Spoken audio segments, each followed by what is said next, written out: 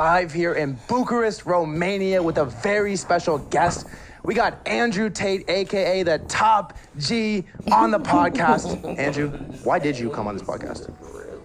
Well, I thought it would be nice to introduce myself to the crypto world. Of course, they already know who I am. Of course. There's some people who convinced me it was a good idea. There's some people who Really? think you should talk to him. Yeah. I said I'm very busy. So I have people. I'm not sure I should. Yeah. But here I am. Then I was shown all of your stupid tweets, and then I saw you retweet more stupid things. And then I'll be honest with you, my impression that I built of you in my head is that you're just a kid who doesn't really understand the world very well. What do you think now? You don't really know me yet. I'll re-ask it at the end. And then I thought, well, he's already here. I'll go talk to him. If he annoys me, I'll just leave. So Here I am. Well, I appreciate you coming on. No problem. I'll say this. You have a very respectful team, and you were very respectful of me too. I think you should go through life with respect. Yeah. I think one of the biggest problems we have in the world today is too many people have just become comfortable with being idiots. You talked about rage bait. Yeah. 99% of streamers are idiots. They're running around insulting and abusing and pranking innocent people and playing stupid games and insulting people they don't know. I don't find any of that funny. I don't think any of that's appealing in any way.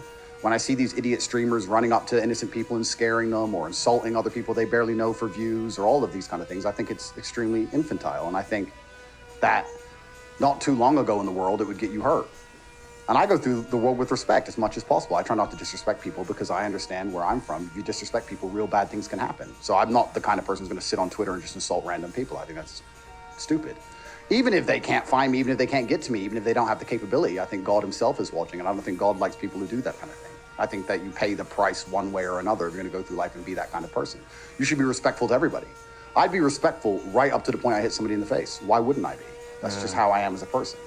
So I think being respectful is extremely important. I think it's what the world is missing. I think it's especially what the crypto community is missing. Interesting. I think the entire world is missing respect. I think there's a lot of people with a few followers and a big mouth who, perhaps because they live in a failed state like California and they live in a failed city like LA, they just go through life and they do a bit of drugs and their friends do a bit of drugs. I don't do drugs. Everyone just talks constant shit and nobody has any honor or respect anymore, and there's crack addicts everywhere, and houses get robbed, and rappers get shot, and nothing matters. You just run your mouth, right? But if you live in other areas of the world, if you lived in Moscow or Bucharest, and you were the kind of person who just talk shit on Twitter, you'd pay the price for that. You have to be a lot more careful in other places in the world. I mean, maybe if you want me to stay in Bucharest, I could stay a little bit. You're not invited to stay. Let me, you know what my favorite term of yours is? It's karmic repercussions. We've been saying that all week. Karmic retribution. Karmic retribution. See, maybe it's not my favorite. Repercussions works. It works. It's just. I just like word, retribution, right? though. You could fill it in there. Yeah. Should we get the coffee? Yeah, let's get coffee. Why not? Let me grab it.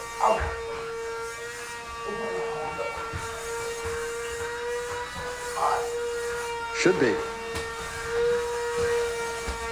Thanks, friend. Appreciate that. Thank you. Thank you. Poisoned? Well, we'll find out. Yeah. I'm hard to kill. What's the closest anyone's ever got to killing you? Is that a weird question?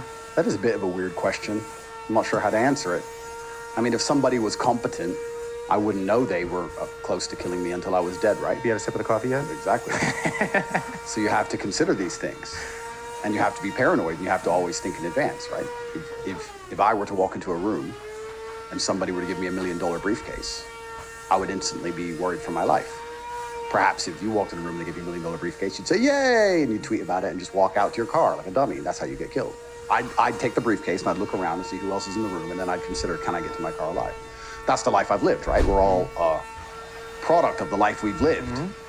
So perhaps people have come close. I have had incidents. Yeah. I do carry scars. My finger came off from a knife here, you can see. How did that happen? They sewed back on. They sewed your finger back on? Yeah, you can see it. Yeah, I see it. How did that happen? It's a long story, but I got into an argument with a guy, and I have to be careful what I say, and I've never told this story online before, and I'm not going to give any much more detail. But he didn't threaten me. He just stopped replying, and then it was about a week later when I was walking through a car park. Really? Yeah. That's how the real world works. All this big talk tough and tweets and internet tough guy, all this shit is not real. Because intent in and of itself can be hindered by your own mouth, right? If you have genuine intention, the last thing you're gonna do is destroy the element of surprise. If my intention was to genuinely hurt you, I would never sit here and say I'm gonna hurt you. I'd come to a podcast. You don't have to get into details. I won't press details, but you got an argument with this guy. Who started the argument? You started it? That's a detail. You don't have to answer that. It was a disagreement. It was disagreement. Yeah. Whose fault was it? I don't think the world really works in faults. I don't think it works in black and white. It's often varying shades of gray. Okay. There's no good team in this American infantile idea of good and bad. The fact you live in LA, there's a good guy, there's a bad guy, there's a superhero, there's an evil person who's just trying to conquer the world for no reason and enslave everybody for his ego, and there's a good guy who wants to risk his life to defend. That's not how the world works. Every single war, every single conflict, there's two sides and there's two opposing viewpoints, and some of them are part right and part wrong, which makes the world such an evil place. If it was truthfully good and evil, it'd be far easier to discern which team to be on. But often it's varying shades of gray. Someone is right about a certain element and someone's right about another certain element, and this is why there's such a large disagreement, whether it's a relationship or whether it's a war or whether it's a debt or money or an argument with some guy. This is how it works. It's very often you don't have rights and wrongs. Okay. But then you go deeper down the thing. Then what's right and what's wrong? Okay, what is right and what's wrong? Right and wrong is capability, because the victor is always right. The winner is always right. Is that true? Well, of course it is, because all of our narratives we hold are based on the winner writing the history books, right? We decided who the good guy was because the good guy won the war. A bad guy's never won a war. Well, that's because they're both bad and they're both good, and whoever wins just paints the pictures like they were the good guy and the other person was the bad guy because their narrative reigns supreme. So really good guys always win war. So then you say, well, who's right and who's wrong? If he would have killed me, he would have been right. But he didn't. But this is the reality of the world. The reality of the world is the capability for violence. And this is what makes you right. The reason the American empire gets to be right globally around the world, the reason they get to decide what happens on certain issues, the reason they get to choose political leaders for other countries and start wars and end them in a whim is because they can destroy everything. Because they have the capability for violence, that makes them right. Nothing else matters. But if he killed you, but then went to prison, got the death sentence, wouldn't you kind of be painted as right? Well, he wouldn't get the death sentence. Right and weak? He wouldn't get the death sentence in the UK. And I don't think I would be painted as right. Perhaps the world we live in, we often say we see the world as we see ourselves, right? So what you just said is very telling. You're saying that if I was murdered, I would be seen as right. Because what you're thinking is that if someone murdered me, people would have sympathy for me and I'd be seen as correct and right, potentially. Whereas I see things the other way. Okay. I see the world the way I see myself. And if I got murdered, I'd be seen as wrong. He would tell everybody there was a disagreement over X amount of money. He had to go and now he's gone. And everyone would agree with him. Well, he should have paid you then or whatever. So it's your view is based on your position and yourself and your mind. In my world experience, I think that if you lose, nobody really has sympathy for you and nobody thinks you're right. I think if you lose, you just lost. And the person who wins gets to paint the narrative ultimately and completely. That's how I think the world works. He would have been absolutely right if I bled to death. Then he would be right. Just to finish it, I'll stop asking about it. You have a disagreement. The guy stopped texting you back. You think you're all fine and dandy. I didn't think it was fine. I never thought it was fine. But he didn't threaten me. But he didn't threaten you, so you kind of just like felt like had like a weird vibe, like. I understand the world. Okay. But I have to live my life. And so you're like in a parking garage kind of thing, alone. It's nighttime, I'm assuming. Yeah. You're alone. You're walking to your car, and what happens? Some like big dude just like approaches you with a knife or like catches you off guard. You open your car. He's in the passenger seat. Like, what was the vibe? Well, this incident was never formally reported, and I need to be careful how I answer these questions. But I carry the scar, and I think you can work it out. No, it's okay. It's hard to miss the scar. Yeah, you can do the rest of the math yourself. Yeah. But I didn't die. Okay. So he wasn't correct. If I had died, I would have been wrong. I appreciate you sharing that with me.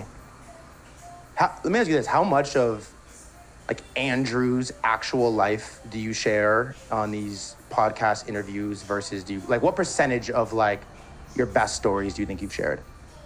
Half, maybe. Half. We're gonna get that to 51 today, but all right, here's a real one for you. We got a bunch of stuff to talk about. We'll get into it, I promise. I'm a little scattered. I get all over the place a little bit. Let me ask you this. You do a decent amount of podcasts and interviews. There's a lot of people that want to interview. I'm sure you get a million requests a day. A fair amount of them turn into Andrew Tate hit pieces, and I'm sure that they don't. Do they? Which ones? A decent amount. But like Vice and some of these. Vice. Yeah. Right? That was a classic one. Yeah. I watched it in preparation for this. Didn't prepare me at all, but I did watch it. Yeah. Most of it. The ending was a little like not great. Well, they're a bunch of liberal dorks, right? They're all LA, Vice is washed. LA crew. Vice is washed. They are LA, aren't they? That's Miami, I think. Is it? I don't know. I don't know where this cesspit of leftism, this whole destroying the West garbage comes from. How do you like decide who you let interview you and not? You know the great thing about being rich? Yeah, what is that? You can just make it up as you go along. It's Really? one of the best things about being rich. You don't need to have a system, and you don't need to really have a reason to do anything. I didn't have a reason to do this. I didn't have a financial motivation. I just thought, oh yeah, definitely not. If I finished court today, I could have just turned around and just not come. You probably had a long day. Yeah, I could have Tired. just. I can leave now. I mean, I can do whatever I want, right? So sometimes I say yes to things, and I don't really need a reason, because if you work out the reason for everything in life, the magic is destroyed. Have you ever had a girl you're truly in love with, and you love her with all your heart? If you sit down and think, why do I love her so much? You can start to name the reasons, and you'll name the positive reasons, but if you do it long enough, and if you're a professional and you're trying to be compendious, you're going to end up naming all the negatives as well. You're going to name all the positives, you're going to name all the negatives, you're going to analyze them all, and you're going to work it out that you're spending all this money, and her tits are fake anyway, and you're not going to love her anymore. If you analyze it too heavily, the magic is gone. So maybe the magic of life is me just doing whatever I feel like because I have endless money. And I don't need a reason to do anything. Sometimes I talk to haters. Sometimes I talk to guys who like me. Sometimes I talk to small channels. Sometimes I talk to the biggest channels in the world. You emphasize that small channel is a little bit too heavy right there for me. Well, I mean, you're not the smallest I've ever spoken to. I'm sure you've probably heard this from a girl or something. You're not the smallest. But, you know, you're not the biggest either, Let me sir. ask you this. Does size matter? I don't know. You from LA. You're going to have to tell me. This is more your domain. But I just do whatever I feel like. And I like that. Yeah, I can do whatever I want. I do like that. You said love, so have you ever been in love? Of course, the world is love. Everything. Love is the most powerful force in the universe. Do you think you lead with love? I think every man... Should you lead with love? Absolutely. Every man with any degree of masculinity should lead with love. Why else would you risk your life if it's not for love? Right? Oh, interesting. Genuinely. Why does a soldier go to fight and die for his country? Is it because he hates the enemy, or is it because he loves his country? Why does a man protect his wife? Why does a man protect his kids? Why does a man do anything? Why does a man train hard and try and make money? It's because of self-love. You have to love things or you're just an empty shell. As a man, you should be full of love. I'm often accused of being full of hate because I have ideas and I'm against certain agendas, or I'm against certain countries or notions. Yeah. But that's not because I'm full of hate. It's because I love the other side. So the Matrix comes along and it tries to flip it. If you say, I love America, they're going to sit and say, oh, you're a racist or a xenophobe or whatever. And they're going to say you're full of hate, but you're not. You're full of love for something, and you don't want it to change. If you love America, you don't want the demographics of America to change. You don't want the religion to change. You want it to stay the same. You don't want an open border because you love America. So I'm full of love. I think most men are full of love, and if you're not full of love, you're not very capable at all. Love is the number one thing worth dying for. Do you love America?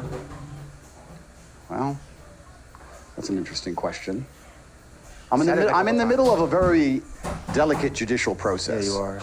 And there are rumors that it was instigated by, perhaps, the number one superpower. Really? So I have to be very careful what I say. Do you think that's true? Well, no way. If you're going through life in LA with that haircut. What do you think of my haircut, by the way? Shit. Thinking that everything is just fair.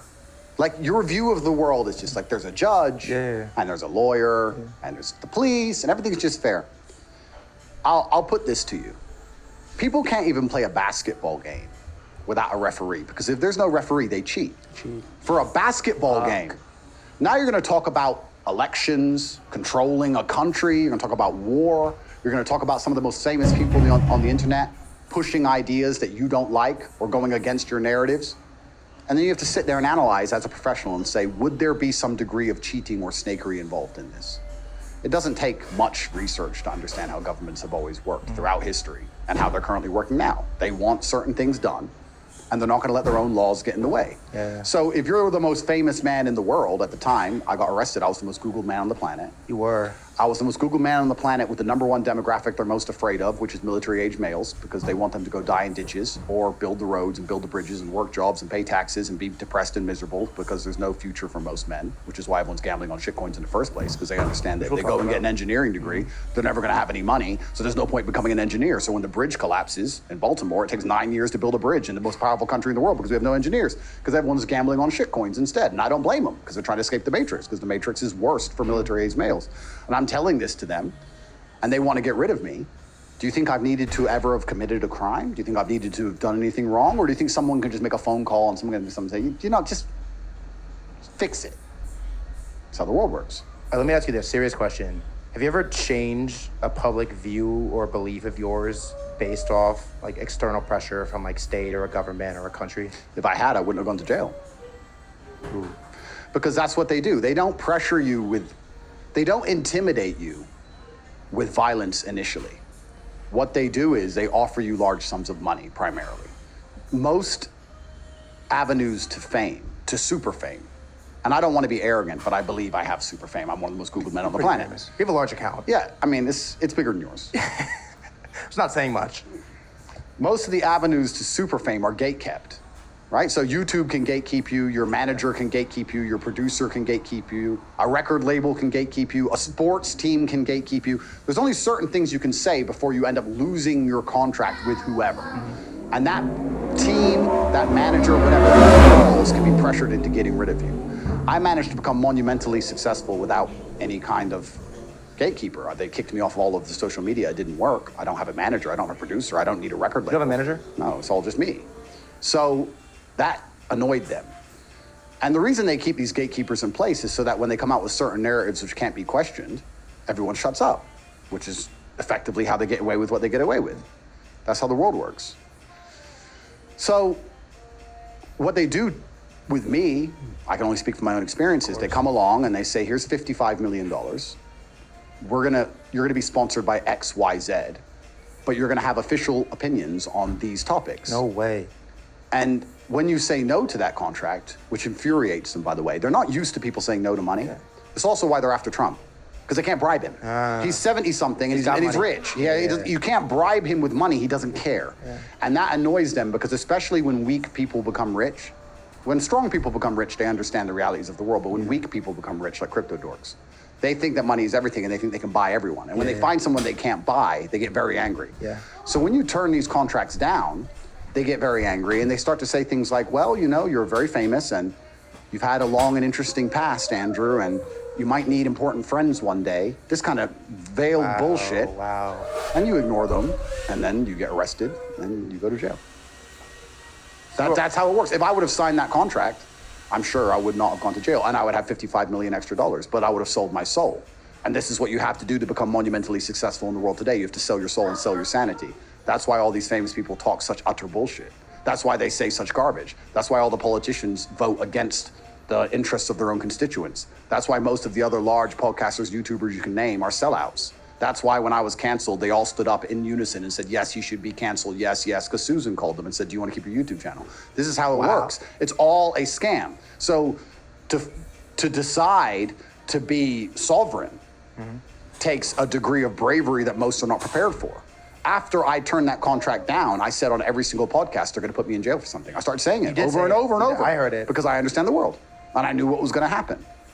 And what's going to happen at the end of this imaginary case I'm charged with, I don't know. Maybe I'll go to jail for 20 years. Maybe. But my sanity is not for sale. So do I want to sell my soul? Am I going to wear a dress? Am I going to... Have you ever worn a dress? Of course not. I'm not going to do anything stupid for the idea of my own safety.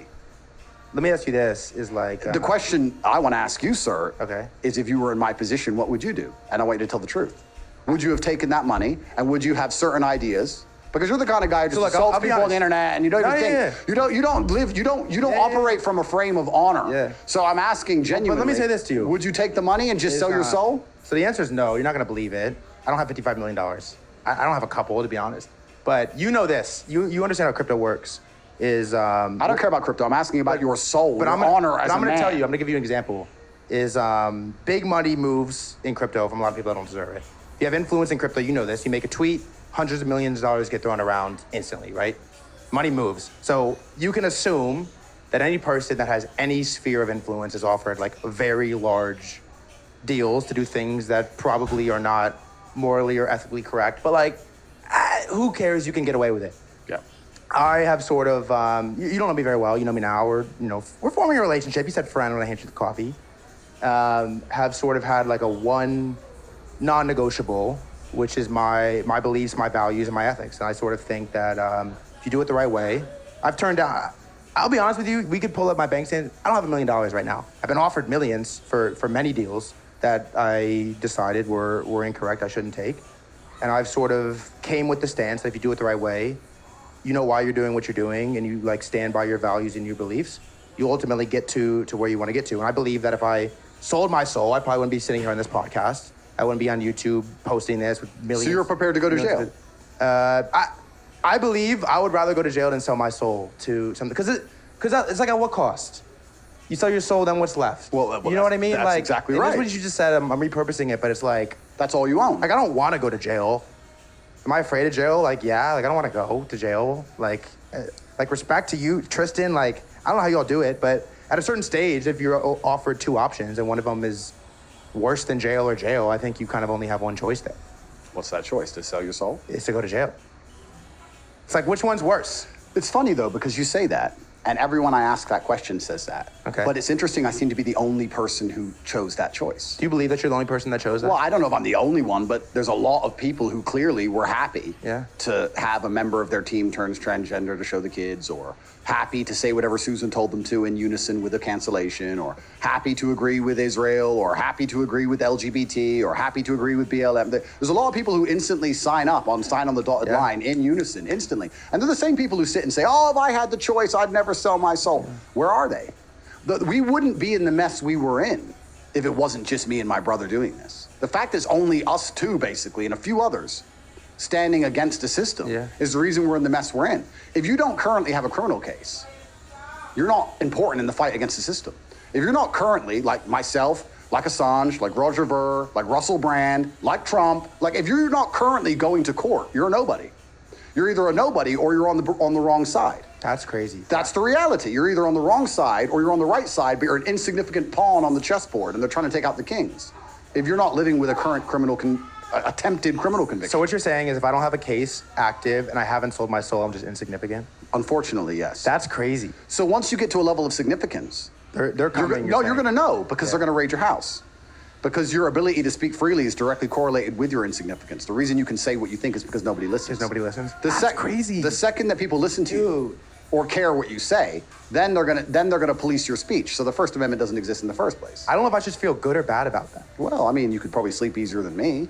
But then is your life goal to sleep? No. Like, is your life goal to be comfortable and sleep easy and not worry about the police coming and just do and make little podcasts? Or is your life goal to be remembered in one of the last periods of human history when the enslavement could be resisted?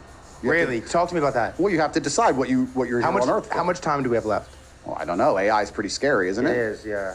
Don't you think it's escalating faster than the human mind ever possibly could? Tell me this, like, I feel like no one's really talking about, like, how fast and rapidly AI is getting insane. Well, I watched something Elon Musk said, and he's completely correct. I remember watching this chess game in 1997 when Garry Kasparov was defeated by Deep Blue. That's 22 years ago. That's crazy. That's 22, Longer. 23 years ago. That the best computer destroyed A human. the humans. That's right, and that's chess, which is supposed to be the pinnacle of. Like, you know, our phones can destroy the best chess master in the world now. Yeah. So we're going to enter a brand new era. It's going to be interesting because typically, as kings and empires fall, new kings and new empires take over. So what happened in days of old when the British Empire fell? The American Empire took over. So you'd have a human who is fallible. And when his empire falls, all his ideals and his morals and his religion falls with him. Perhaps his race, his ethnicity, everything falls with him. And a new king comes. The Ottomans can conquer Romania. They have attempted many times. And then Islam is the primary religion. And they have a new capital, and things change. But now we're going to be entering a very interesting state of humanity where as the empire falls, it's going to be replaced with technology.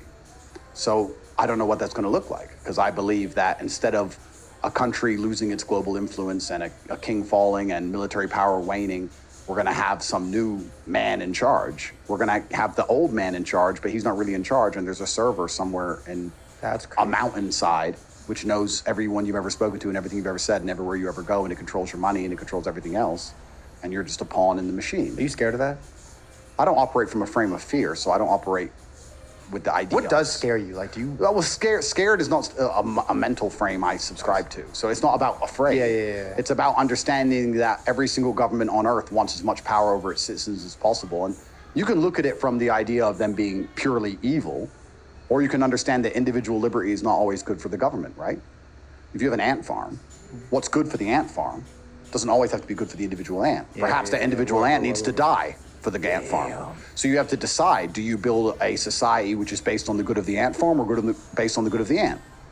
Well, this is the big, great deception because the government is trying to pretend it cares about each individual ant, but really it cares about the ant farm. Because it can't care about the individual. Of course, because it has to care about the ant farm. Yeah. So when you talk about these things, why do governments want endless control? Well, because it's good for the ant farm. It'd be very good for the farm if they understood everything about every single citizen and could control every single citizen and make sure they all do what they're supposed to do. That would be fantastic for the economy. But then you also understand that power corrupts, and absolute power corrupts absolutely, and they're going to use it for their own personal gain and enslave humanity, which is what humans are naturally inclined to do. And they're going to have technological help. So we're entering a very interesting stage in the evolution of history. And I think now encouraging people to think freely is more important than it's ever been. And encouraging men to be masculine in regards to they believe in something outside of themselves, which is the masculine imperative. The masculine imperative is to understand that it's worth dying for something that isn't me, which is the main primary difference between men and women, which we can talk about in a second. Okay. But I think now is one of the last periods of human history where you can even do those things, because soon we're all going to be half cyborg with chips in our brains. And if you try and think the wrong thing, you'll get an electric shock instantly and your electric car won't start. That's crazy. And that'll be it. So this is one of the last eras of free think, which is actually, it's very interesting. I think when I talk about the masculine, I think the masculine naturally oppose enslavement, any man with balls anyway, which is few and far between. But the reason that we naturally oppose enslavement is because we understand we were the ones who got murdered. If you look in days of old, if the Romans conquered the Greeks, all the military age males were killed. The women weren't killed. The women were added to harems. They were sex slaves, and they had kids, and they got integrated into the new tribe. Whereas the men had to die on the spot. So we're naturally more xenophobic, we're naturally more racist, we're naturally more territorial, we're naturally more opposing to enslavement, we're naturally more these things because we understand that once those things come into power, once another power structure comes into play, which isn't us, we're gonna die. Women aren't like that. Women are pro-migration and pro-liberal ideas and pro-free think and pro-LGBT, pro all this shit, because they know that it doesn't matter what happens. In the end, they just set up a sex slave and it's like, whatever. But most of them are sex slaves anyway. They're already with some guy for money and that's a crazy take. Paying their rent. So that's why they're not afraid of it. But the masculine frame is afraid of these things because once an opposing viewpoint to your own comes and they have the power, who's right? How many women's... What did I say? We're looping back to what I said at the beginning. Who is right? Damn. Who's right? Answer. It's a question. The man who can kill you is right. Yeah. Who's right? The people with the most force are right, always. So when another... Who wins. Of course. Who wins is right. I've never really thought about that before. It's an interesting take, though. Well, it's the truth. This is all of history is based on who was right and who was wrong, and it's very simple. Who won and who lost. You're talking about paying rent. How many women's rent do you actively pay? No, but the point I'm making there, we don't have to talk about me paying women's rent. We have to talk about the point I'm making is that there are a lot of women, especially in the Western world, which already see themselves as part of a harem anyway. And they're like, oh, fine, whatever, my bills are paid, I'm taken care of. And they don't really care if the power structure which pays their bills change as long as their bills are paid. So women are naturally more selfish than men. Whereas men understand that they will die if their way of life changes, which is why we are naturally more resistant to enslavement and change, as we should be. That makes us the protectors of society. But that's a masculine trait. When I say masculine trait, I do not mean simply biological male. I mean a masculine man. Male. Which is, LA, I don't know if there's any left. You're looking at one right here. I promise we're gonna talk about crypto and shit in a little bit. I got a few more things though. Do you feel like the pendulum is like shifting back to free think, masculinity, and sort of like getting away from where we've been in the last couple of years? I hope so. Pendulum swing, right? Yeah. That's the whole point. It goes too far one way, and it goes too far the other. It certainly went too far one way. Oh, there's no doubt about that. And fast, right? Like it happened, you're older than me, you have more experience than I do, but certainly it happened faster than it has in the past. Yeah, the world's speeding up. Oh, interesting.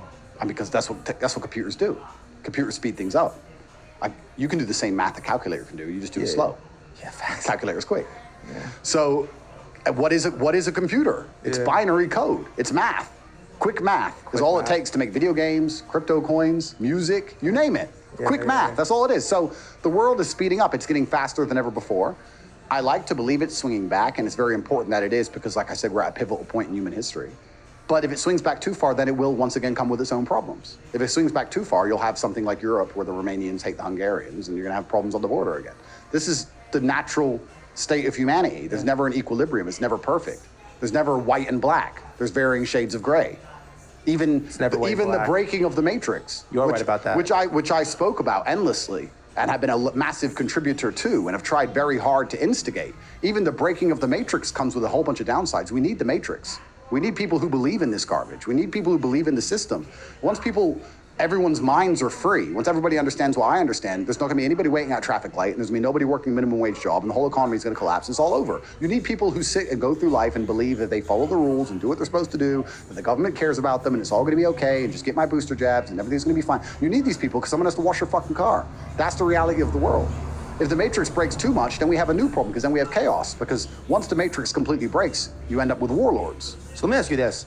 If everything you say about like breaking the matrix and people sort of following your beliefs and your ideals happens, and society as we know it sort of collapses because there is no one sitting at traffic lights working minimum wage jobs, what's the outcome? Like you won, but like at what cost? Well, the beautiful thing is that most minds are not ready to be free. So it's like they impossible. couldn't even be freed if they wanted to. That's the great thing about it. So I'm looking for the people who are prepared to listen to me. And there's only a select few who understand what I'm talking about. Most people say, oh, Andrew's crazy. He's crazy. Oh, yeah, I'm crazy. I'm crazy. You go back to work in Starbucks, and I'll be crazy over here on my private jet. It's no problem. You just work at Starbucks, and yeah, I need a coffee. Thank you. It's no problem. It's no problem for me, genuinely. Yeah. But you need the matrix, because without the matrix, then you go back to the baseline of humanity. What did I say the baseline of humanity was? Do you remember? Say it again. Violence. This is the baseline of humanity. Once you lose faith and control in that systems, true? Of course it is. I can prove it to you. How would you prove it? You believe in violence. Everybody here understands violence. If something were to happen in this room, you'd call the police, right? Yeah. And if the police turn up, and I or you or anybody else resists the police, what do? It gets violent. Of course. So the police are violence by phone call. Damn. If you get a parking ticket, and you don't pay your parking ticket, they come collect that shit. well, that's right. They add more money on. You don't pay it. They say go to court. You don't go. Yeah. They come with a bailiff. You resist that. They call the police. You resist that. But so they put a bunch of layers on top. Yeah. But the only reason you care about the ticket in the first place is because you subconsciously know that one day it will get violent if you do not pay that ticket. Yeah. Otherwise, it will get violent. Not because you want to pay Of it. course. So the bottom line of everything is violence. So once the matrix completely cracks, you end up with warlords. Then you end up with opposing teams. And you have this in some countries now. You have it in Haiti. Okay. You have opposing teams. Who has the most guns? Who can be the most violent? Who will win? And who is right and who is wrong will be decided by the dead bodies on the street. Who wins. That's the bottom line of it. So the matrix is, in and of itself, although it can be negative, and although they're using a bunch of false versions of reality and they're purporting it into people's minds, I understand very well why they're doing it. Because what they're trying to do is put enough layers of fluff and garbage on top of the violence that most people, like yourself, don't even realize they're living in a world which is governed by violence. That's crazy. You are governed and controlled by violence, and you don't realize it because you think it's all about parking tickets and fines and probation and all this garbage is just, please don't make us get violent. Yeah. That's all it is. So the matrix is built on top of that. And for people to still believe in that keeps a lot of humanity sane. If nobody believed in any of this anymore, then it would literally just be a free-for-all. So you do need people who are afraid to run the red light because they're worried about the ticket. You need these things. I don't want the matrix to break, absolutely. However, I didn't like the fact that we were living in a world where they could force everybody to get an injection for the common cold, and that injection was poisonous, and nobody could see their families. Yeah. That's when I started speaking out against the matrix. Was that the turning point? I've known all these things for a very long time. The only reason I decided to start speaking out and become so notable and so well known is because when I saw the COVID shit, I said, that's enough. Wait, so the COVID vaccine was the turning point for Andrew Tate being very public with your beliefs and your ideals? COVID was a difficult period for me. Yeah. Where were you for COVID? Everywhere. Everywhere. Which is so interesting because everyone says, oh, I had to get it, I couldn't travel. No, you're a pussy. You're a bitch, and you pussied out. Are you vaccinated? Don't lie to me. No. Don't lie.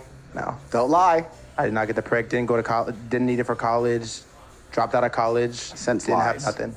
Someone check this out. Didn't have nothing. Point is, I traveled the entire world the entire time. I just turned up to airports. And what happened? Said I had to get on a plane. I lived there. Let me on. Really? Argued with low-income fucking airport staff. They didn't even know the rules. They change so often. That's crazy. I traveled the entire world. Then I started flying private. Even before that, even though I had money, I thought flying private was a waste of money.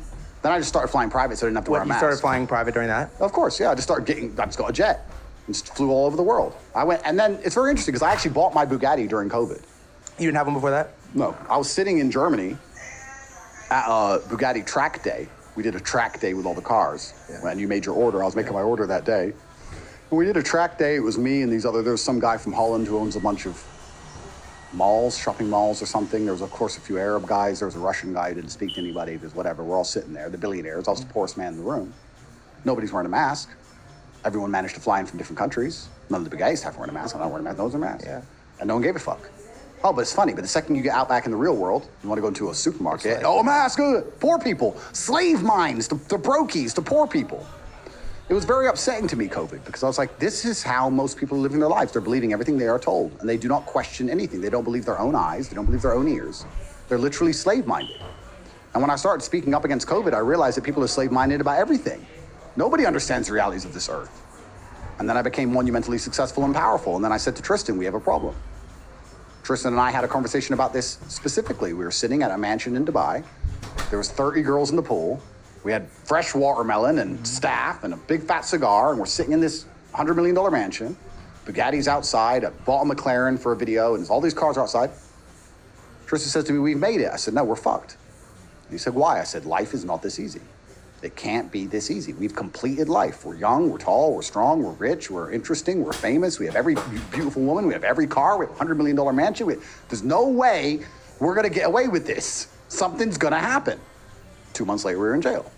That's how life works. That's crazy. So I was turning down the biggest podcasts in the world back then because I kept saying to my brother, Icarus, he flew too close to the sun. I'm getting too big and I'm talking too much truth. I have to be more careful or they're going to put us in jail. And I actually tried to reduce my fame. Unfortunately, when I speak so much sense, people listen. Yeah. And then I ended up in jail. And then I came out of jail and I was told by various people from various countries to shut up. And I decided that the only way out is through. And if they're going to lock me up for 20 years, then I want to go out in a blaze of glory. So I stopped. I didn't shut up. I continued. Perhaps I'm too stubborn for my own good. Perhaps. Damn. But that's the world. So hey, can I be honest? Sure. I did lie, and I did get I got the first prick. But bro, I had to. Like, do you see? And it's a weird topic. No. Before you continue, I want everyone at home to understand something. People can't lie to me. Do you understand? I don't even. I was through. I have a guilty conscience. I don't even know you. I have a guilty conscience. I don't even know you. It's a weird topic. I don't know your mannerisms. It's like an awkward I can't tell if you're lying what kind or of truthful. question is that? It doesn't matter. You know what I mean? Like, it doesn't matter. I've been around. I can tell. I could smell it. Okay, but here's the thing. That's the difference between me and everybody else. I've been raised in a certain way. If you say you're not going to kill me, but you intend to kill me, I know. Let me talk, though. Or let me say. Well, first of all, I feel like I can't. I have a guilty conscience, so I can't lie. So I did, but we fixed it. But it was a weird time, dude. I was fucking like 19. I was trying to go to school. I dropped out, but they were like, you can't enroll in college if you don't get this thing. Your parents look at you like you're a fucking failure if you don't go to college. You can't even go to the airport to go visit your friends across the country. Like. So let me ask you a question. Okay, go ahead. There's only two logical reasons to have gotten the vaccine. Okay. You're either stupid or you're a coward. Now let me give you the explanation for both, and you can let me know which one you All right, cool. Go ahead. If you believe you need a vaccine to save you from something with a 99.9% survival rate, you're stupid. Okay. If you don't believe you needed the vaccine to help you, but you just wanted to be able to travel, and you're too pussy to find a way to travel without giving up your bloodstream to the government, then you're a coward. Okay. So you have to let me know if you were stupid or a coward. Here's the real reason. It's one of the two, sir. You have to choose. I think, can we use underinformed instead of stupid? I don't like, stupid's a harsh word. Why? Because it's like, it's Stupid people are underinformed. But you said the world's not black and white, it's gray. Oh, so you're partially stupid. Uninformed. Here's why. Here's the actual reason I got it. Let's have You injected something in your arm without informing yourself. Listen to me. Okay, this is gonna be a cop-out. You're gonna call me a cop-out for this, but I'm gonna just be honest. I love my family. I do. We talked about the family vacation. Who doesn't? My dad is old, right? He's old, has some health problems, heart issues. Sure. We're in lockdown. We're in, whatever. I'm in Virginia. I'm not in LA yet. I'm not allowed to go outside. And I'm seeing friends and shit. Like, of course, I'm going crazy in the fucking house. I'm senior in high school. We can't go outside. I got a girlfriend, ex-girlfriend. Like, we can't see anyone. And I'm going out, and I'm meeting people. I'm seeing my friends, whatever. And it got to the point where this was still when people were, like, scared of COVID. It wasn't like... I was never scared. Well, but I'm not the top G, okay? It was at the time where you didn't really know what the deal was, especially for old people. I knew. If you were old, you're not. If you were old... You think I don't know old people? Well, you do. But you kind of... I'm built different. You fell for the psyop. But you were psyop, I don't want my dad to die. Just say you were psyop. I 100% was psyop. You were psyop. But I don't want my dad to die. Okay, you were psyop. But this is what's so interesting about the world. So now we can talk about another subject because you were psyop. But this is what's so interesting. All right, go ahead. This is a life lesson for everyone at home. No, this is interesting. All right, go ahead. This is why you have to correct. Do I cut this out? No. Keep it in. Keep going. This is why you have to curate your circle so heavily in life.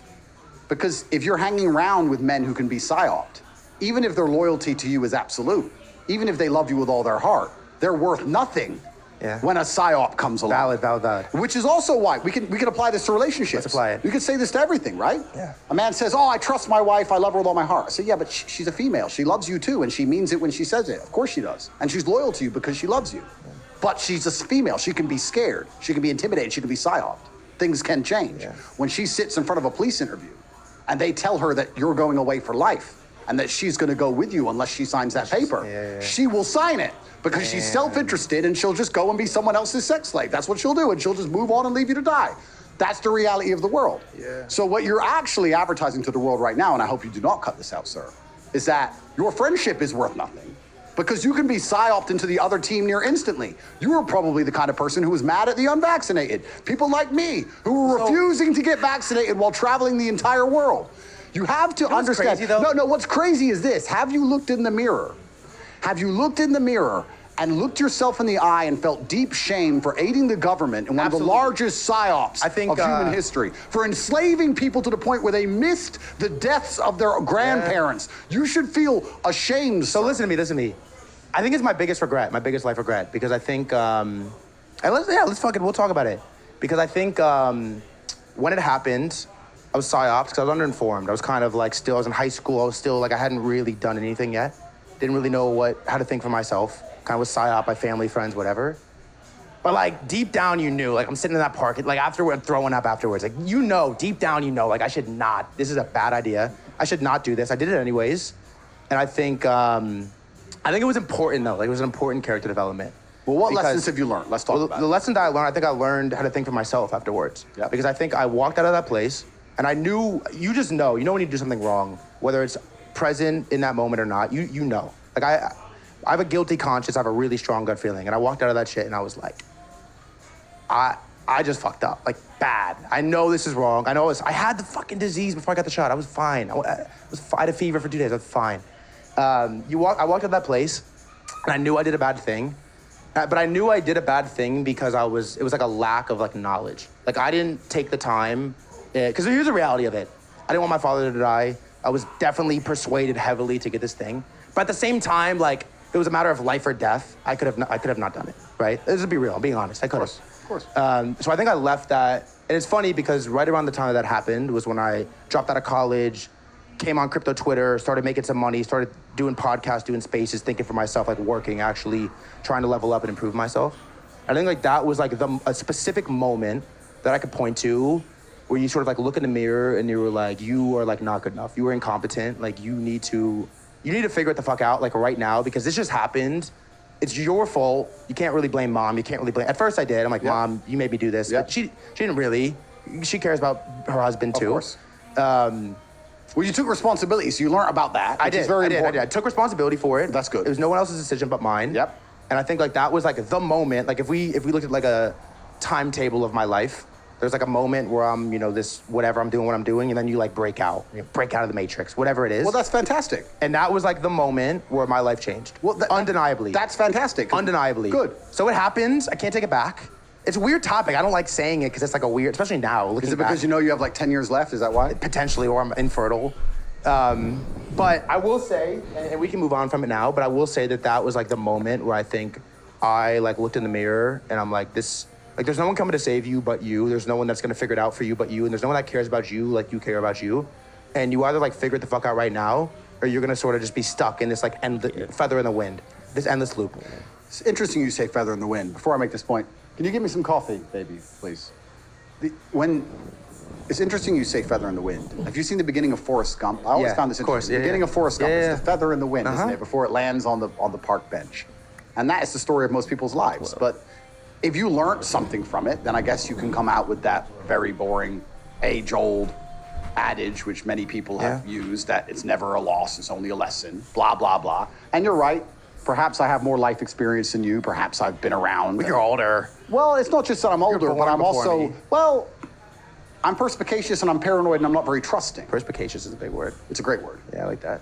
I mean, I find it amazing that anybody fell for it in the first place at all. Yeah. If I came up to you and said, hey, you need this hamburger for your health. Protein's good for you. You'd say, I'm already hungry. You need to have it. If you don't have it, you can't leave your house. I'm like, what the fuck? Eat this fucking burger. Eat this fucking burger now, or your dad'll die. You'll be like, you know what? I don't really trust this burger. Why does he want me to eat this burger so bad? Now, perhaps it's just my upbringing. Perhaps I was raised on the streets where I understand nothing is free. You go to the government and you say you have cancer, they don't give a shit. But if you have the common cold, they want to give you 8 injections and will do anything to get it done. Oh, come on, bro. I've been around. I'm not a dumbass. But anyway, I'm glad you admitted it. It's actually no. My tone towards you is going to change. Yeah. Now. Well, I'll say this. Okay. You admitted you lied. I respect that. I respect that, sir. I appreciate that. I knew you lied because no one can lie to me. But I'm glad you admitted it. Yeah. I'll be 10% nicer. So 110. All right. Let me. This is the last thing I want to ask you, and I want to talk about some crypto stuff. I was listening to a podcast you did not that long ago, and I don't really want to talk about the trial and all of this. Yeah, it's boring. But you had a take that I thought was interesting. I never heard anyone say it before. And it was basically like, if you're rich, financially rich, and you're not prepared to go to jail, like your life is not set up where you can go to jail and your people can be protected, your kids, your women, whatever it is, right. You're poor. Yep. And my question for you is, how do you prepare for jail? Well, once again, I'm in an interesting legal predicament. Yeah. But this actually ties back into what we were saying earlier about selling your soul. Because you don't own anything else. I don't think many people at home actually understand that they don't own anything. You buy a house, you own it until you don't pay the property taxes, then they come and take it off you. How did they take it off you? Violence. Police come. If you disobey the police, you get shot. They come with violence. Then you go to court and say, that's my house, I paid for it, my whole family have lived there, it's mine. And they say, but you didn't pay your property taxes, and we put the taxes up, even though we've just randomly raised them, and you can't afford it because you lost your job because you were locked in your house because of Corona. We still took your house off you. How do we decide if they were right? Well, they have the guns. So they're right. Doesn't matter how unfair we think it is, they're right and you lost it. It's the same with money in a bank account. It's the same with Bitcoin. I mean, unless you have a boating accident, if you leave it on an exchange, trust me, they'll take it. Which is crazy, by the way. I heard you say that. They'll take it. They'll find it. If they get your computers, laptops, etc., they'll find it. It's very hard to be rich now because most people are so concerned with making money that they never sit and think, what would I actually do? Yeah. Let me ask you a question. If I gave you $50 million today, let's say I gave you 1 month's salary. Yeah. Take it. Where would you put it? I was going to ask you this question. Because you put it in the bank, they'll take it. I don't know. On an exchange, they'll take it. You can try and put it in on a Trezor and hide the Trezor. You're going to get killed, right? Well, you have to make sure no one knows about that Trezor. Yeah. And you have to make sure they don't put you in a police cell and say, look, if you don't tell us the password or you don't tell us the recovery key, the seed phrase, you're staying in this room for the rest of your life. Yeah. You put it in gold, how are you going to move gold around? Yeah, what do you do? What do you do with it? You buy property, but then you have to take the property. Well, they'll take the property, so then you have to sit and analyze all the world's governments. You buy Bugattis, they take the cars. Of course. So you have to sit and say, well, which government is least likely to take things away from me? And then you realize you're living inside of the American empire, so any government which you'd like to live in at least, the American empire can pressure. If you're important enough, if you're not insignificant, you have a house in Thailand. The American government can, via their embassy, pressure the Thai government to take the house. Thai police turn up. Ching, ching, choo, choo, choo, choo, choo. You start arguing with them. You don't speak Thai. Whatever. They kick you out. It's not yours. They're right. They got the guns. Welcome to the real world. So what do you even do with money? And then what do you do with money once you go to jail? What do you do when the mother of your children is crying on the phone saying, I need money? And you're like, well, this call's recorded. So you're just going to have to wait. Damn. I'll fix it. This call's recorded. Wait. Oh, but, shut up. Shut up, yeah. The call is recorded. Wow. The women, they're women. Oh, yeah, but I need to... So here's... I'm going to answer your question. Go. Then you realize that power is loyalty and loyalty is power. Power is loyalty and loyalty is power. So the only way you can truly set yourself up to go to jail... is have loyalty. ...is to have other people who can fill your place when you're in jail. How do you vet loyalty? Well, that's another whole very interesting topic. But the point I'm asking, a hypothetical situation. Say a hypothetical scenario. Let's imagine there was this very tall, handsome, smart, funny, interesting, rich, charismatic... 5'11". No. He has to be at least 6'3", called Top G, who's in jail. And let's imagine that he was being hit with a global embargo for money laundering, part of a bullshit case. Yeah. And that every government in the world was trying to shut him up and take all of his things. And the mother of one of his children needed to eat. He would need somebody who he knows, who has no social media presence, who isn't known by anybody, who doesn't exist, who had access to hundreds of millions of dollars. And he'd have to trust that person to the point where they would never rob him. Power is loyalty and loyalty is power. If you have genuine power and genuine loyalty around you, then you're very hard to hurt because they can't arrest everyone you've ever known. No. They can't put everyone you've ever known in jail. No. If I wanted to buy a $25 million penthouse I could just buy it. I could just go up to a friend who I've known for 25 years and say, you now own a $25 million penthouse. Thank you. And if I want to sell it, you're going to sign this. And say, yeah, cool, boom, boom, done. And I can trust him. Now, most people can't do that because that person would end up snaking them. And that person would end up snaking them because that person could be perhaps, I don't know, psyoped into snaking them. Yeah, how would that happen? Easily, a female, typically. A female, they'd get with a woman. I'd trust this man. We'd buy $25 million worth of assets. It would all be in his name. Yeah. Me and the guy would be best friends for a very long time. He'd get with the woman. The woman would be in his ear. I want a handbag. I want a handbag. I want diamonds. I want a car. He said, I ain't got any money. Well, you got this house. It's not mine. It's Andrew's. Well, why are you taking all the risk? Why is it in your name? You know he's a criminal. You know he's a human trafficker. He's taking the risk. You're going to go to jail. You should at least ask for something. Why do you ask for $1 million? What's he paying you for doing this? Same time she's jerking him off. Eventually. And that's why you can't be around men who can be psyoped. Because women are the #1 psyopers. Damn. And that's why you can't trust women, because they can be psyoped themselves. This is the exact point of life. So you have to find men who are rigid in their mind state and loyal to honor and dignity and mission and creed above all things, which is so difficult to find. But if you do have those things, you're near impossible to hurt. For example, in this hypothetical scenario, this man's house could be raided and they could take all of his gold and his diamond watches and all of his money and seize all his bank accounts and all his 25 supercars and all his properties globally, and they could take everything. And then he'd get out of jail and have 25 new cars in a week. Be interesting how that could perhaps happen. But that would be down to having true loyalty around him. But birds of a feather flock together, right? Ooh. So you're never going to have true loyalty if you're not truly loyal yourself. You're only going to be around men who are prepared to die for you if you're prepared to die for them. This is why you look at the most powerful street gangs and mafias on the earth.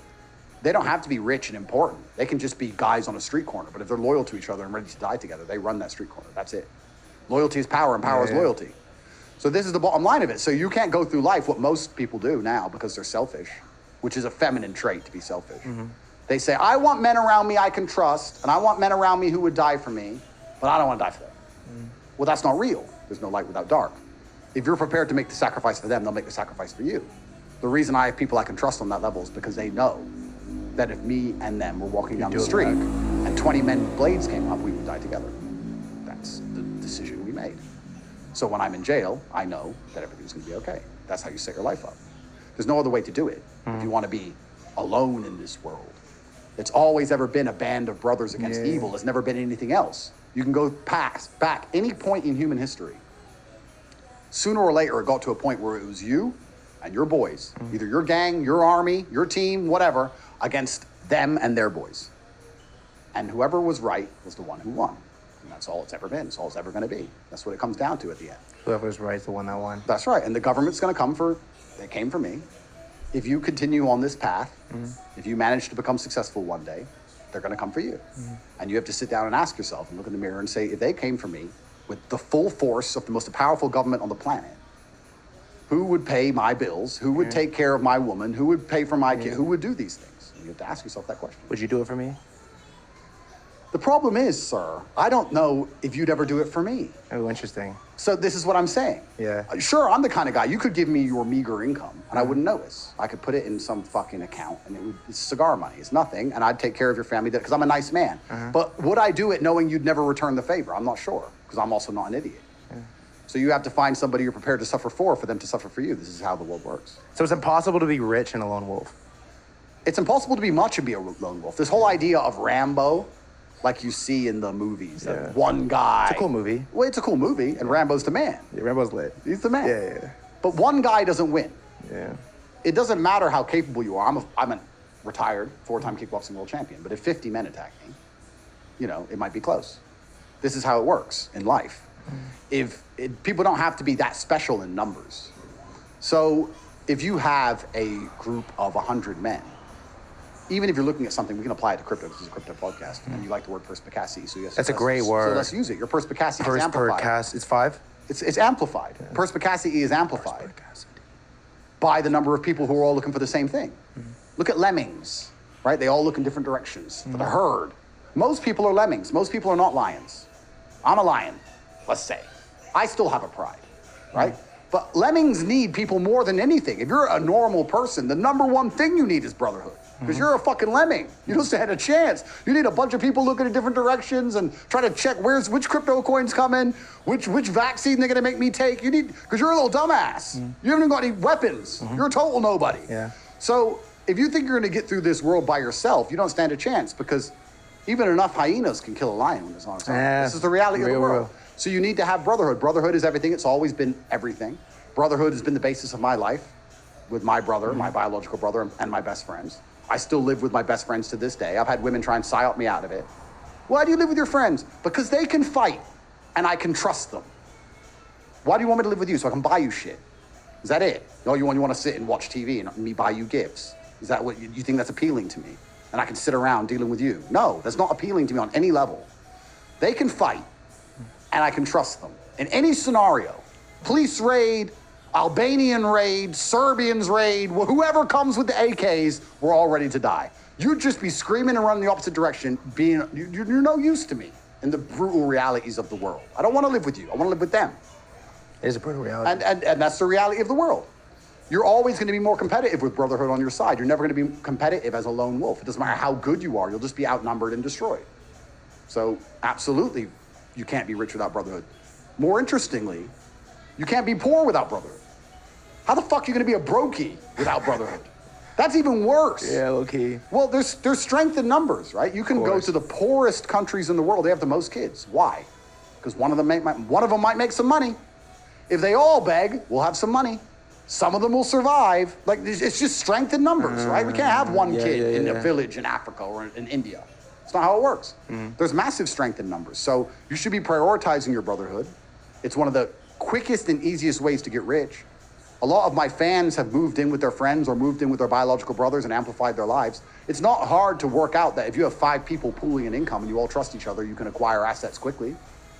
You don't even need to have high incomes. Yeah. If you have 5 men pooling their assets, anything. Well, you buy a Lambo, you buy a house, you can buy something that's going to generate profit.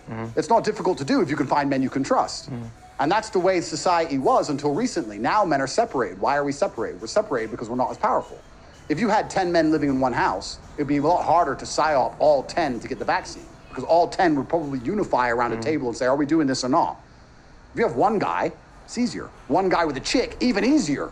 It's even easier to get him, because his woman's like, just do it. No, just do it for the grandma. Oh, okay. Men in groups are scary to the establishment, because men in groups were resilient.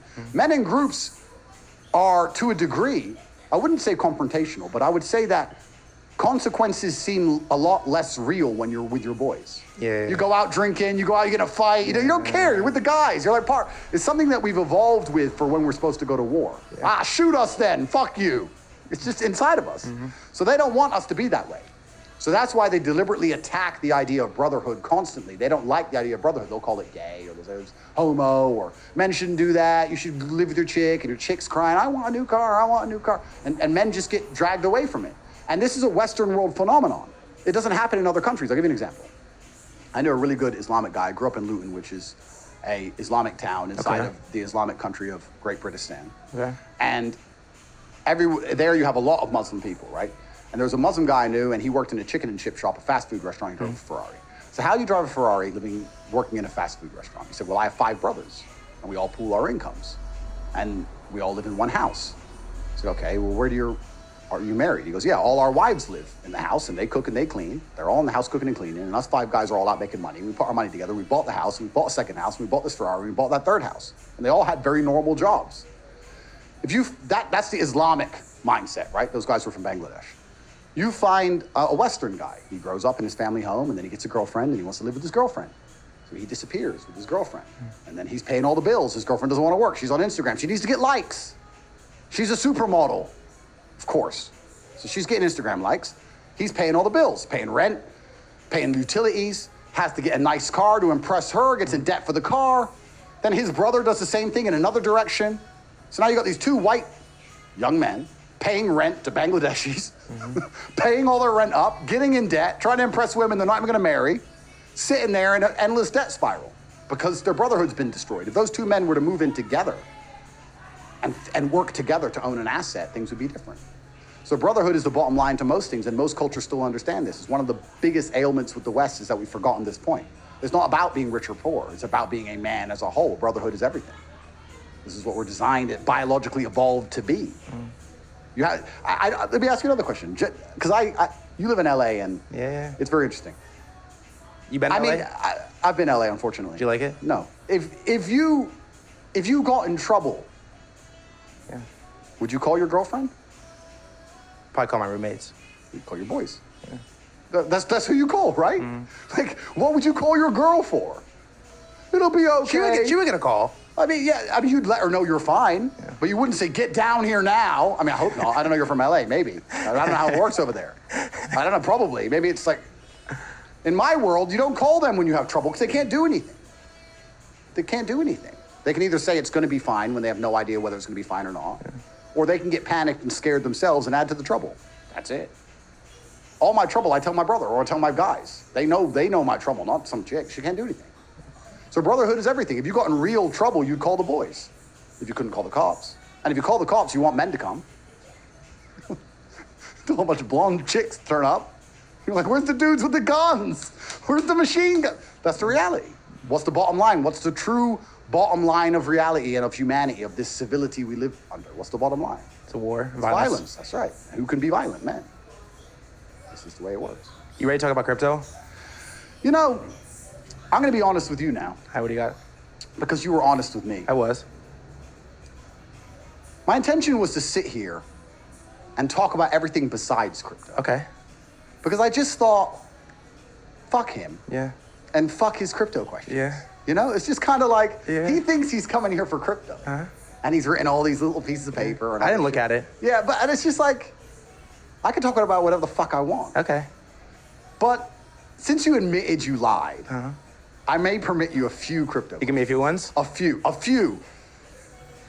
that a deck screener link? You're looking at that daddy chart right now? I don't know what it said. What is it? 130 or something. I think it's one of the only coins that are up today. It is. We were talking about it off camera.